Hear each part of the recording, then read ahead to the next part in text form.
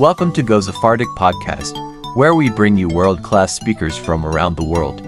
In this episode, we bring you Rabbi Michael, Director of Alami Montreal. Let's dive right in. Okay, so actually, the Omer is a sacrifice. It's a sacrifice that we were supposed to bring when we had the Bet HaMikdash, of course, that we had to bring an offering of barley, which barley is food for animals in general, but it's the first crop that starts to grow when we plant in, of course, in Israel, not in Montreal. Montreal, we don't have anything growing for now, but in Israel, it's already spring and things are blooming and things are growing. So after Passover, we have a mitzvah of bringing the Korban HaOmer, which is actually flour from barley mixed with oil. And it's an offering that we bring. And actually, there's repercussions in halacha that we see nowadays. I don't know if you guys are familiar with this concept, but it's a very popular concept amongst the Orthodox people, that people are aware of not eating any flour that is considered yashan and chadash. It's a whole concept because we don't have the Bet HaMikdash. So technically, all the flour that is going to be collected in 2026, that means after Passover, from now till next Passover, is forbidden for us to eat.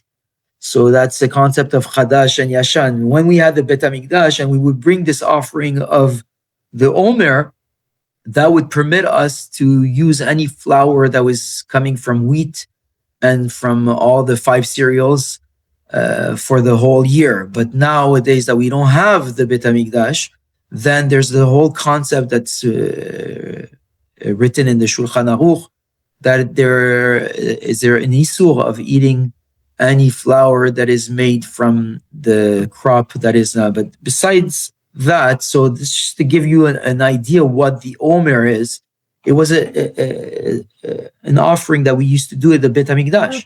It has nothing to do with mourning. It has nothing to do with Rabbi Akiva.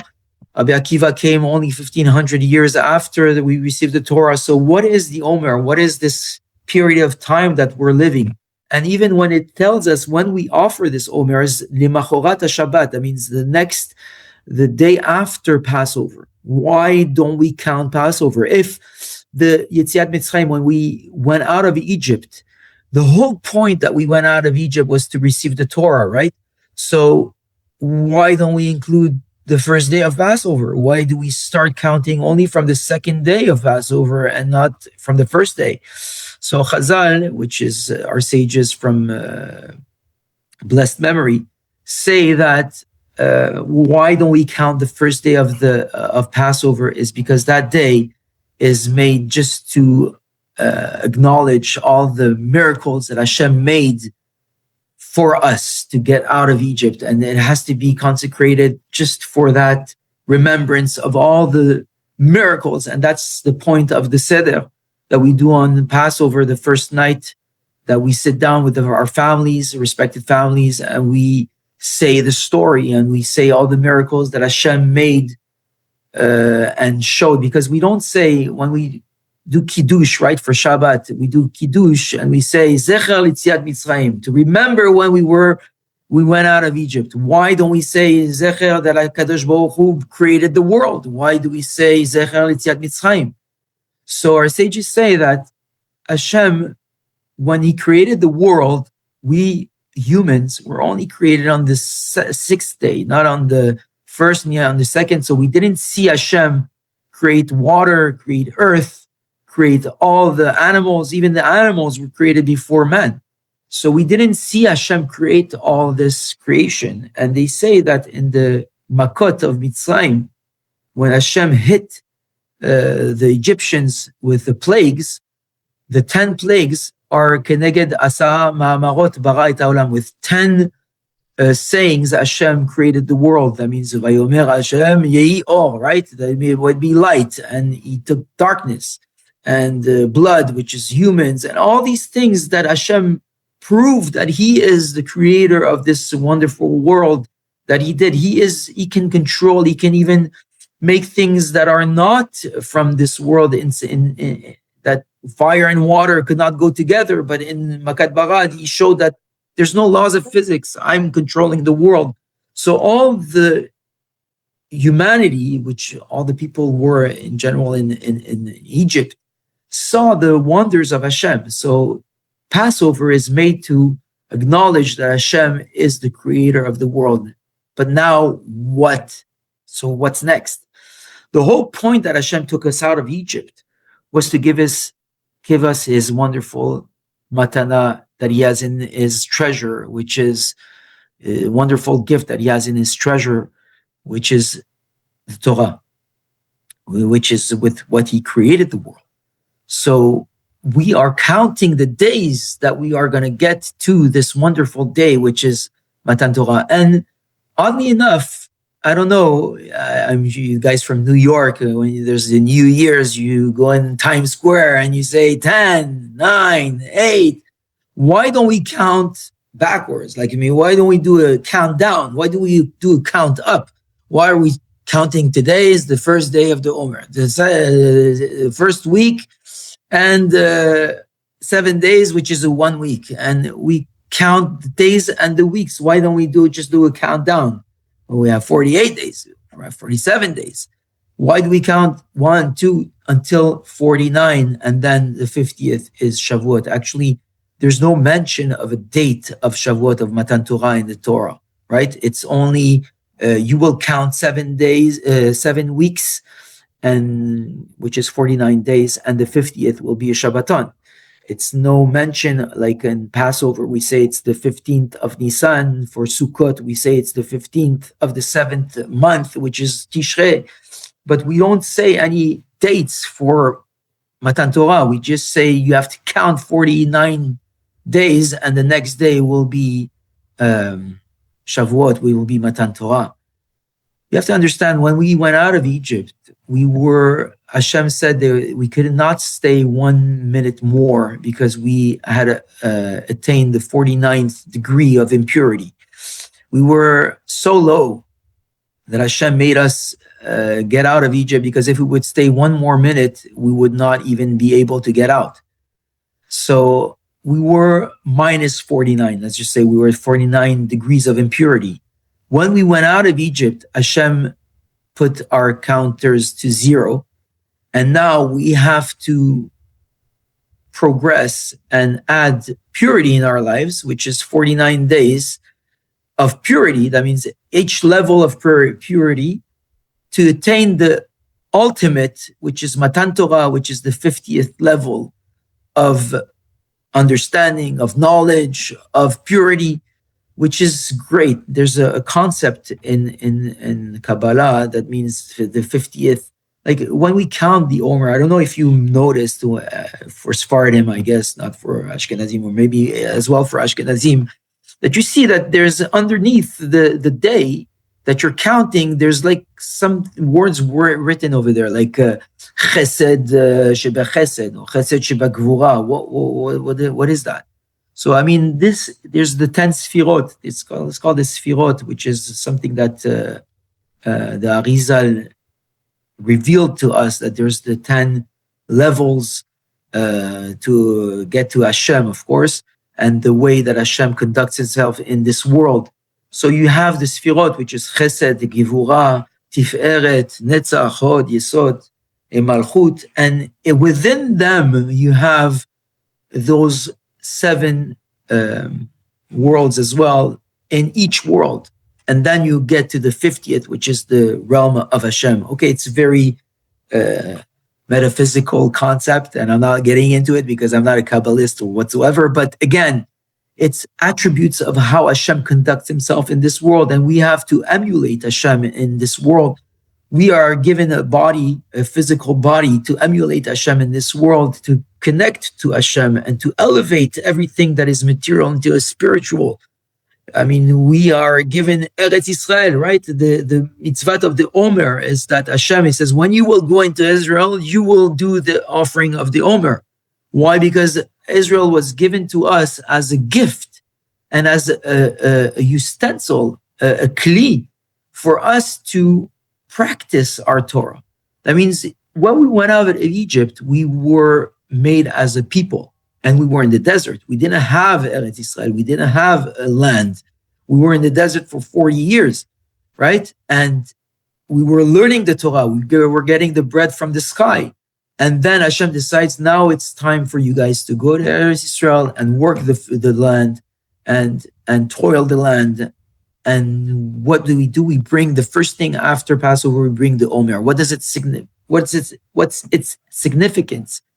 Is that we acknowledge that it's not kochi ve'otze miyadi et asari et achari ezel. It's not the fact that I'm working the field that it's for sure going to grow something and I'm going to have, and they say that the farmers are the Baalei Emunah, they are the real people that have faith in Hashem. Why? Because a farmer is going to work his field. He's going to plow his field. He's going to put the grains into the field. And then what? If there's no rain, well, all you did was for nothing. And even putting a grain into the soil, what happens to this grain? It decomposes itself. And you have right there Tchiyat HaMetim. That means it decomposes itself, and from there it sprouts a stem, and then it becomes a flower, it becomes a wheat, it becomes whatever it is. But it's Hashem doing everything. What are we doing? We're just making our part of the work, and we're plowing the field, we're putting the seeds. But whatever grows, if there's no rain, and rain, from what I know, people cannot do rain until now, even with all the science that we have. I'm sure that some people can play with I heard something like that. My wife told me that there are some people making clouds or whatever, but actually to make rain is only in the Hashem's realm. That's why we say the parnasah is attributed to rain, because it's all from Hashem. And if without water we cannot live, a person that doesn't drink water for 3 days could die. If you don't have any crops, then even the meat that you're eating, you won't have meat, because all the calves and all the cows are going to die, right? So water is the source of life that Hashem brings into this world. So we acknowledge by bringing the Omer that everything that we toiled and we plowed and we did, and we attributed that our success is from Hashem. It's only from Hashem. So we are thanking Hashem for all the things that He's bringing to us, because we acknowledged that when we were in Egypt. When we were in Egypt, we understood that everything, all this creation is made from Hashem, and Hashem wants us to get closer to Him. The Ramchal says in the Derech Hashem, what is the purpose of man in this world? Is to get closer to God. And how do we get closer to God? God didn't give us figure me out, right? He gives you an instruction book, which is the Torah. And if you go by the Torah, then that's how you will attain that level to be close to Hashem. So there's a Pirkei Avot, famous Pirkei Avot in the 6th Perek, the 6th chapter, the 6th Mishnah, that says there's 48 ways to acquire Torah. And oddly enough, we have 49 days between Passover and Shavuot. And Shavuot, as we said, we received the Torah. So for us in 2026, right, what does the Omer speak to me is that every day I have to work on myself. How can I be a good keli? How can I be a good, how do you say keli? Like Rabbi, you always laugh about us. Come on, how do we say? Vessel. Como tu dis? Yeah, I'm sorry. Like I'm French and trying to French. Just so you should know, Rabbi Michael's first sometimes language. when I don't find French. the words, I just say it in English, but it's in the French, you know. Yes, So a Mike vessel, actually. like Yeah, vessel. make yourself a vessel to receive this Torah, right? So again, if it has to be by learning, then by shmiyat ha'ozen, to hear, to have people chaverim, to speak about subjects that, how are you dealing with your Yetzer Hara? How do you get closer to Hashem? And having these discussions with people, to sleep a little bit, not to sleep too much, to eat a little bit as well. It's important to eat, but not to be only in food or only in, and all these things that there is 48 ways to acquire Torah, that we can work on ourselves within those days that are beautiful. The Omer is beautiful days that we are aspiring to get closer to Hashem, and every day is important. Why are we not counting 49, 48, 47? Because by doing that, we're just saying it's just how do you say, a barrier that's the goal is the Torah, and everything that's in the middle, it's just like bothering me over here. I want to get to the end point. No, it's not like that. We count 1, 2, because every day is important. Every day you can see that you can grow. Every day you can grow. Every day you can add something. Every day you can learn something. As long as your focus is to get closer to Hashem. And how do I get closer to Hashem? Is by learning Torah. Like there's a famous discussion in the Talmud. What is more important? Is it accomplishing mitzvot or is it learning Torah? Right? Because the Torah is a book of laws, is the book that tells us the 613 mitzvot that we have to accomplish. By the way, we have 613 mitzvot, but actually we have 381 maybe mitzvot that we can accomplish now, because most of the mitzvot are attributed to Kohanim, or when the sacrifices and the Bet HaMikdash, right? So we don't have 613 mitzvot now because we don't have the temple, but when we will have the Bet HaMikdash, then it will come back. But again, I mean, we have ways, we have so many beautiful mitzvot, tefillin, lulav, respecting your parents, all these things that are given to us to get closer to Hashem and understand. I don't see it as mitzvot. It's 613 ways to get closer to Hashem, right? It's 613 ways that we can get closer to Hashem.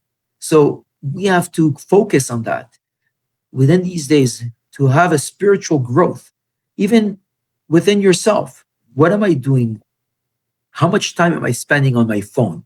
Like doing nothing, or playing games, or whatever it is, or looking at reels on Instagram or on Facebook or whatever. I don't know if people have Facebook anymore, but whatever, TikTok and all these things. I mean, you're wasting so much time. And I'm not saying maybe you're using it to listen to a shiur of Torah. That's amazing. You're using that vessel for Torah. But again, I mean, we are seeing myself wasting time in stupid things and looking at different things and why? I mean, I know. I mean, we're interested in looking, but how about yourself? What does it bring to you, right? To know that this thing is happening in the world whatsoever. I mean, how can I make my world? How can I make my connection to Hashem? And that's investing in Torah. That means you have to learn. And again, the famous debate in the Talmud, which is more important? Is it accomplishing mitzvot or it's learning Torah? So most of the people would say it's accomplishing mitzvot, right? To respect your parents, to do the 10 commandments, all these things. But again, if you don't learn Torah, how are you going to know how to accomplish the mitzvot, right? If you don't learn, then how would you know what is respecting your parents? How to respect your parents? How to take a lulav? What is a lulav? What is a tefillin? What is all these things? If you're not learning, how do we know that tefillin? In the Torah it says, Ot al yadecha, a sign unto your hand, and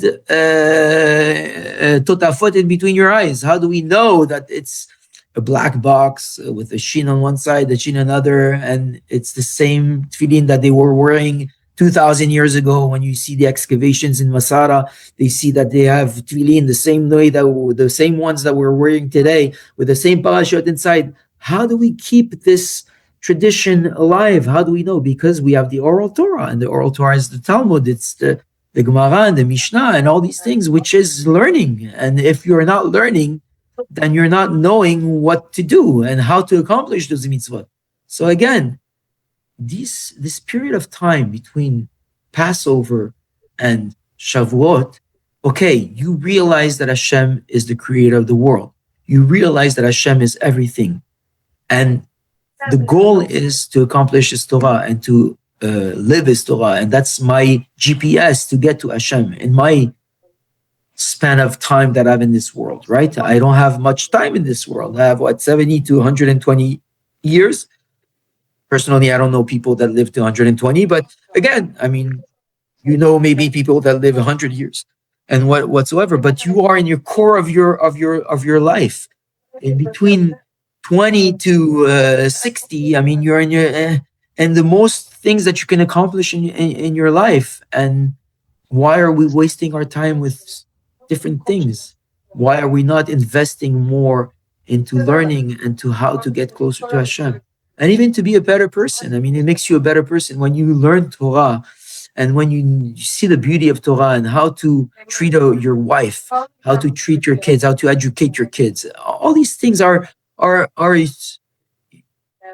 tools for you to be a better person, right? No kin'ah, no netira, no grudge, no vengeance, no things, which is normal things that we feel and that we enjoy in some way, which the Torah tells us it's wrong. It makes you not a better person, right? If you attribute and you know that everything is from Hashem, why do you want to take a vengeance towards this person? Why are you keeping a grudge? Right? And it's difficult, and I get it. I mean, we are living in this world and we are humans, but we have a GPS, which is called the Torah, and it tells us how to conduct ourselves. And if we don't learn and we don't dwell into the Torah, then we won't know how to better ourselves. And that's the point of the Omer. So you're right. The Omer, 1,500 years later, was a catastrophe that happened, that there's 24,000 students of Rabbi Akiva that passed away from a plague, I guess, that people were suffocating or something like that. And it was very big rabbis, don't get me wrong. I mean, we're talking about, I don't know, the Lubavitcher Rebbe or Rav Ovadia Yosef. Imagine like 10 times these people, 24,000 of them in a span of 33 days. That means 800 people would die every day of this statue of the rabbi of the Lubavitcher Rebbe, right? Like a big rabbi, big tzaddik. 24,000 rabbis like that die in a span of time of 30 days, 33 days. Then it really hits close to home, and it's something that we have to remember, right? But it's something that happened 1,500 years after we received the Torah.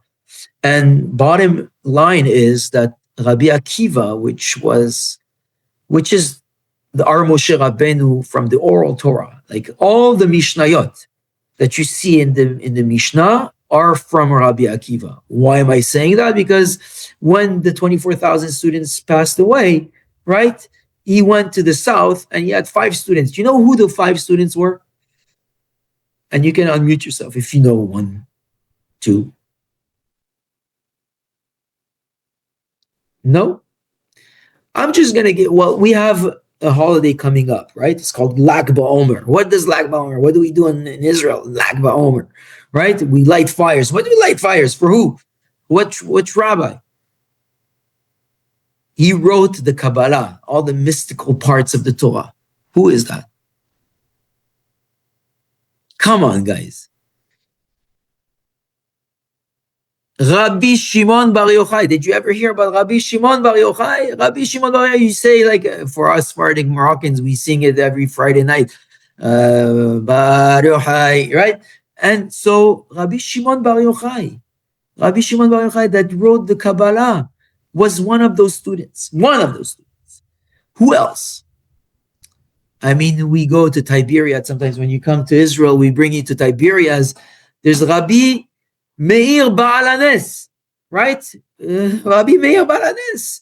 Miracles. He used to do miracles for Am Yisrael. I mean, these are the pillars.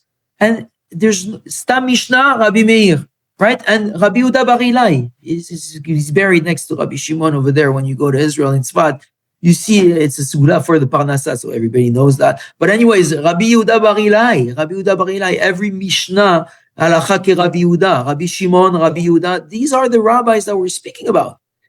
Okay, so he had 5 students, and those 5 students are the pillars of all the Mishnah, and their rabbi was Rabbi Akiva. So imagine, that's 5 students. 24,000 of those 5 students passed away. What amount of Torah did we lose? So isn't that worth mourning for those people, for all this Torah that was been lost? And you know why? Rabbi Akiva says over there, why did they pass away? Because they didn't respect each other. And it's at their level, because we're not going to judge over here. I mean, there's this very great rabbis, but because they didn't respect each other, that's the punishment. Okay, Hashem medaktek kechut se'ara with tzaddikim. That means very, very stringent with tzaddikim. But again, you see how much for Hashem it's important how I conduct myself with my fellow Jew, with your wife, with your sister, with your brothers, with people around you. And what makes you a better person? How do you attain to know how should I conduct or be? Through learning Torah, through this learning of Torah. We have to invest more in our learning. We have to invest more in how to be a better person. And again, Hashem says, you have the two paths in front of you. You have the path of good and the path of bad. And you have to choose the life and death. Okay? Choose life. Okay. Thank you very much, Hashem. I would definitely choose life. What is life? Life is like, no, life is Torah. Life is Torah. That means our GPS, again, and I'm mentioning this numerous times, but it should be our GPS to how to know to get closer to Hashem is through the Torah. And this is what we are yearning for in this 49 days between the Omer that we are living right now, right? We're the 24th day of the Omer, right? So we have another 26 days until Shavuot, right? So we have, and it's not too late. It's never too late, right? It's never too late. If you didn't start yet, you can always start from now and get closer to Hashem and learn. And the fact that you're in this chat, I'm sure, means that you are yearning to get more knowledge and how to get closer. And Bezat Hashem, I mean, this is what we are yearning for. Again, so the Korban Omer, the Omer is an offering. It's a sacrifice. It's true, it's a period of mourning that we cannot listen to music. And as you see in the picture, you see me with no beard, but I have a beard now. So because of the Omer, but when the Omer is going to be finished, I'm going to shave the beard because my wife doesn't want me to have a beard. But again, that's a different issue. But again, the thing is that we are passing a time, and this time is beautiful. When Mashiach is going to come, when we will have the Beit HaMikdash, these days are going to be days of joy. There's going to be days of, imagine like 49 Chol HaMoed, like that's amazing. 49 days of Chol HaMoed, getting close, wanting to go to get to Shavuot. And Shavuot, oddly enough, I don't know why, but Shavuot is like the least holiday celebrated by Jews in Am Yisrael. I mean, Passover, you see people getting together and having a seder and matzah and whatever. Sukkot, you see people going into Sukkot. But Shavuot, you say, what's this holiday like? Oh, yeah, that's when we eat dairy. And I don't know why, as Jews, we always associate holidays with food. I don't know why, because they always like, oh, yeah, that's Hanukkah, we eat donuts. And this we eat matzah. And this we... Okay, but Shavuot is not about the dairy, it's about the receive. That the whole point we went out of Egypt was to receive the Torah. And the Torah is who we are. That means if we didn't have the Torah, we would not have all those big tzaddikim like Rabbi Akiva, like Rav Yosef, like all the big rabbis that we know around us. I mean, these people are the pillars and our Moshe Rabbeinu of our generations, right? And we have a duty to give this to our children. And that's the whole point of Passover, is to pass on this story and knowing that Hashem exists to our children, and to practice this Torah and to live this Torah and to and that's who we are. That's the people of the book, right? We're the Jews, we're the people of the book. So you have to study this book. You have to open this book. You have to come to classes. You have to go live, learn, open a book, some things. I don't know. But you guys have to do something. I mean, it's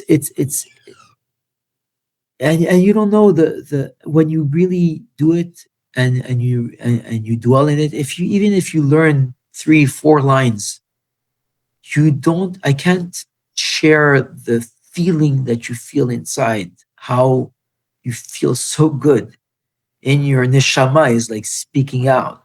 I don't know if you ever experienced it, but I'm wishing for you to experience it, and it's an amazing feeling. And again, the people that are in Eretz Israel, who better than you, right? Ki mitzion tetzeh Torah udvar Hashem miYerushalayim, right? The Torah comes from Zion, which is Jerusalem, right? And it comes from Israel, and it's spread out to the whole world from there. And when I got to have some years in Israel learning Torah, was the best years of my life.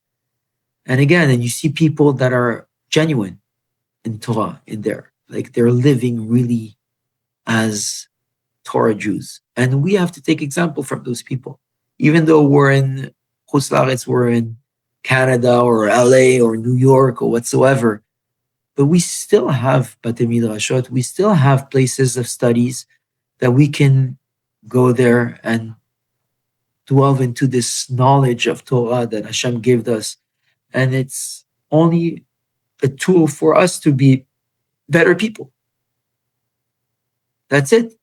I mean, there's no way around it. I mean, if you want to get closer to Hashem, the only way is through learning. And eventually that's what we're yearning for. It's Matan Torah, right? And do you know that on Matan Torah, you're getting judged on how much Torah you will learn this year? That means on Shavuot, why do we stay up all night? Okay, some people were trying to repair what we... Oh yeah, I see my sign is going down. Okay, that's Rabbi Dov taking it down. But again, on Shavuot, we have... we learn all night, right? We learn all night. Why? To repair the fact that we were sleeping when Hashem came to reveal himself. Okay. But really, is we learn all night because Hashem is deciding how much Torah we will be able to learn this year. So that's why it's good to invest on Shavuot, to learn Torah, to learn as much as you can, and to delve into it. And it's the most wonderful thing that happened to Am Yisrael. And that's why we were chosen as the chosen people. Why? To be a light unto the nations. That's the first class that Rabbi Levi gives in all the Ghost Fardik, that we are a light unto. You remember the thing that the shtick you were doing with the light and everything? That I don't remember anymore. Nations? Do you remember that? No. Yeah, you would take like the fire, and you would say that you are a light unto the nation. I remember. Anyways. So first off, Rabbi, before we let you go, besides the Divrei Torah that you shared with us, I like always to kind of kind of like get into the discussion of who's speaking. And you're calling from Montreal, right? Yes, I am. Olami Center. Olami Center, yeah. Olami Montreal, that's exciting. Olami Montreal Center, you're always welcome here, Rabbi Dov. You know Rabbi Dov, yeah? Yeah. Aaron, you would love Rabbi Dov. Yeah. You would like adore him, And tell us a little bit about just what your journey was to get there. You started off, where did you start off? How'd you get to Montreal? Just a little bit. First of all, I was born in Montreal, but I was not religious at all. I mean, I did my studies, I went to university, and then I went to Florida for 5 years. I went to Florida for 5 years. I lived in Key West, Florida, I imagine, the capital city of LGBTQ, and whatever. 5 years you were in Key West? 5 years? 5 years, yeah. 5 years. Wow. How old were you at that time? I was about 18 till 23. Oh, wow. Okay. Yeah. The peak years of my life, partying, ecstasy, and all these things, partying with going to South Beach and all these things. And Baruch Hashem, I mean, Chabad came into my shop and he said, "You want to wear tefillin?" I said, "Why not?" And I put on tefillin and came to Shabbat and got a little bit closer. And you know what? After that, I was like living things in my week. And when I would go to the synagogue and learn, we were talking about the subject I was thinking all week. And Hashem was Wow. just like showing me, yeah, buddy, I'm here, and this is I'm listening to your head, what you're asking in your head, and here I'm bringing you a rabbi to speak exactly of what you were thinking. And I was like, What you would be thinking would come up in the learning in Beit yeah, Knesset. exactly. I was like, this cannot be. I didn't even speak to the rabbi about this, and we're speaking about this subject. And I said, oh, there's more to life. And thing happened with one of my cousins that was with me over there, and he fell sick and he went to a hospital and all the, and I started like more getting into like connecting to Hashem and praying and going, and oddly enough within a month he was out of the hospital, and it was like really sort of a miracle starts thing. So I said, you know what, I need to get more involved in this. I have to go to Israel. And if I'm going to Israel, not going back to Morristown that he wanted to bring me in a Chabad thing, whatever. I said, I'm going to Israel. I don't care. I have to go there. So when coming back to Montreal, I got into, they channeled me to Sephardic Yeshiva for Bala Tshuva. So I went there. And I knew Rabbi How long were you Davos. there? How long were you there? I was there for 5 years. Wow. 5 years. Okay. I got married in between. Uh-huh. Got even divorced and then remarried, and Baruch Hashem, and that's where I convinced Rabbi Dov to come with me. He was already living in Israel, a non-religious life, I would say, and came with me to yeshiva, and we stayed together. We kept each other alive. And for 2.5 years, he got married. I got married a month later. And then after 5 years of yeshiva, we went to become rabbis. So we went to Rabbi Mordechai Yehud's Kollel. I stayed there for 5 years as well. So I stayed a total of 10 years in Israel. And then I got the job for Ner Elef, which is Olami now, to come to Montreal with Rabbi Dov and work with the youth. And this was 2007 already. Yeah. 2008, I came to Montreal, but 2007, I was still in Israel. Yeah, this was already 2007. Okay, great. Right.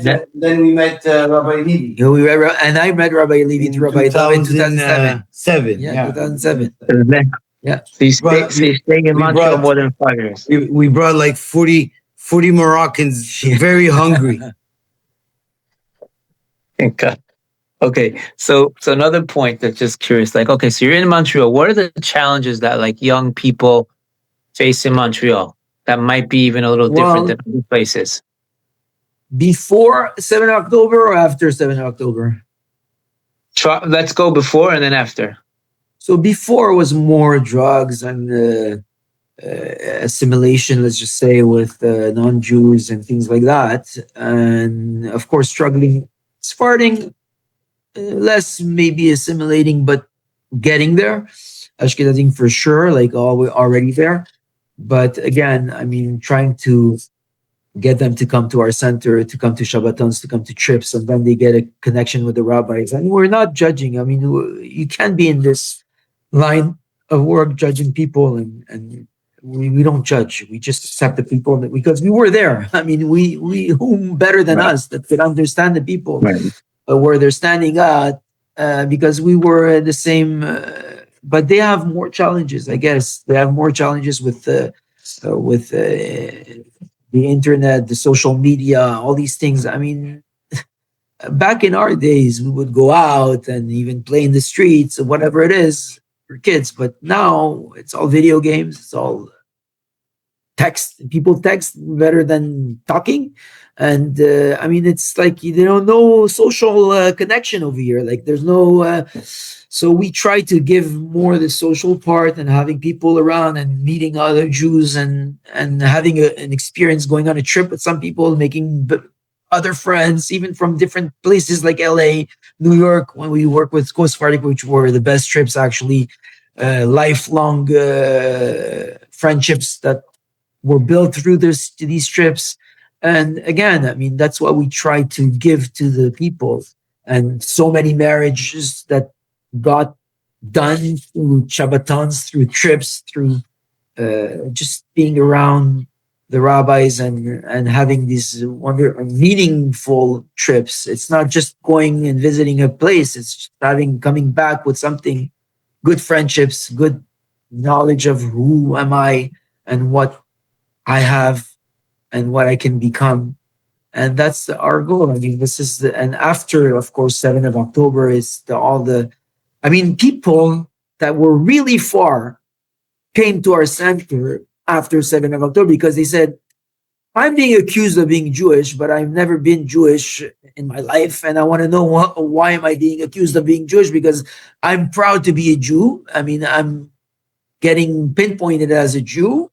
And I want to know what a Jew is all about. And they came and they wanted to get more involved. And people are proud of being of Israel and being a Jews. And we're just here to help them and guide them through their journey. And that's what it is. I mean, it's for sure a challenge being on campuses in these times because, again, I mean, how many Jews are we in the world? 15 million?